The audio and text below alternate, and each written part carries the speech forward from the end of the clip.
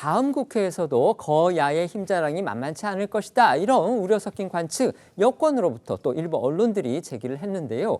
실제로 민주당은요, 이 거대 의석을 최대한 활용해서 정부 여당을 몰아붙이겠다. 이런 뜻 벌써부터 분명히 하고 나서서 논란이 되고 있습니다.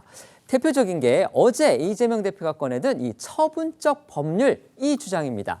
이 대표는 어제 오후였습니다. 예정이 없던 긴급 경제 상황 점검 회의 이걸 주재를 하면서 윤석열 정부가 경제를 못 챙기니까 야당이 챙기겠다면서 이 개념을 들고 나온 겁니다. 하지만 입법부의 행정부 권한 침해, 그러니까 헌법상 삼권분립 원칙 훼손이다. 이런 논란 불가피해 보이는 게 현실입니다. 네, 이재명 대표는 말씀하신 것처럼 어제 오후에 이 긴급 경제 상황 점검 회의를 처음으로 소집을 했습니다. 윤석열 대통령이 주재하는 이 긴급 민생 경제 점검 회의와 유사하다고 할 수 있는 그 야당판 경제 점검 회의를 연 건데요.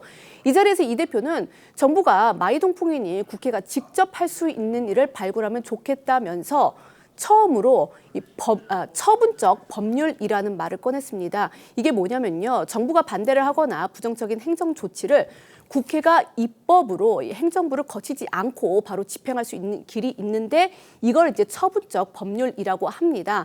그리고 이것을 다음 국회에서 적극적으로 활용을 해야 한다라는 주장인데요. 이 대표의 목소리 들어보시겠습니다. 국회가 직접 할 수 있는 일들을 좀 발굴하면 좋겠다는 생각이 듭니다. 그래서 예를 들면 가끔씩 논란이 있는 부분인데 이 처분적 법률 이제는 많이 활용할 필요가 있지 않을까 싶어요. 신용사면 이런 거는 지금 정부가 지금 당장 해야 되는데 안 하니까 입법으로 그런 거는 신용사면 조치를 해도 될 것 같습니다.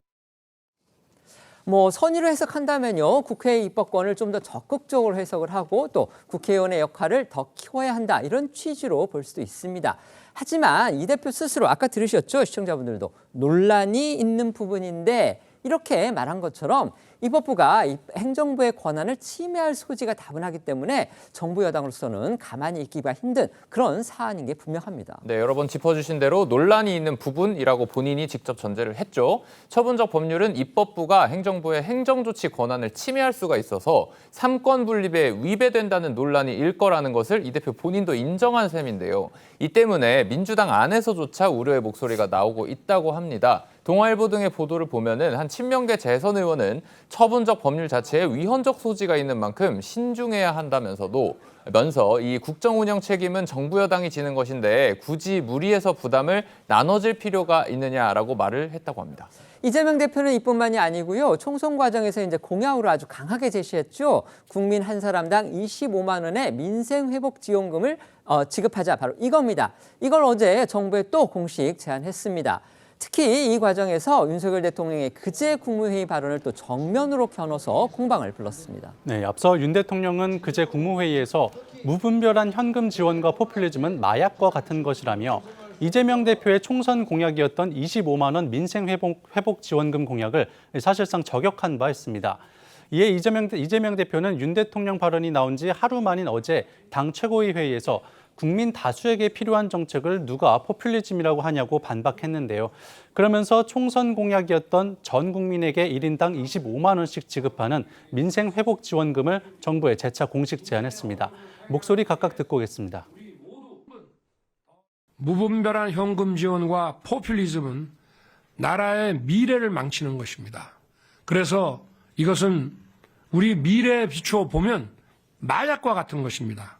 민생회복지원금을 포함해서 민생회복 긴급조치를 제안드립니다. 말로만 민생하지 마시고 대책을 강구하기를 바랍니다. 이런 건 포퓰리즘이 아닙니다. 국민들 다수에 필요한 정책을 하는 것을 누가 포퓰리즘이라고 합니까? 이재명 대표는 이어서 이걸 지역 화폐로 제공을 해 이 지역 경제도 살리고 또 결과적으로 경제 선순환을 일으킬 것이다라고 주장을 했습니다. 이 소상공인 대출과 이자 부담 완화에도 재정을 지원하자라고 주장을 했는데요. 두 사업에는 각각 13조 원, 1조 원 정도가 필요하다는 게 이 정부와 관련 전문가들의 지적입니다.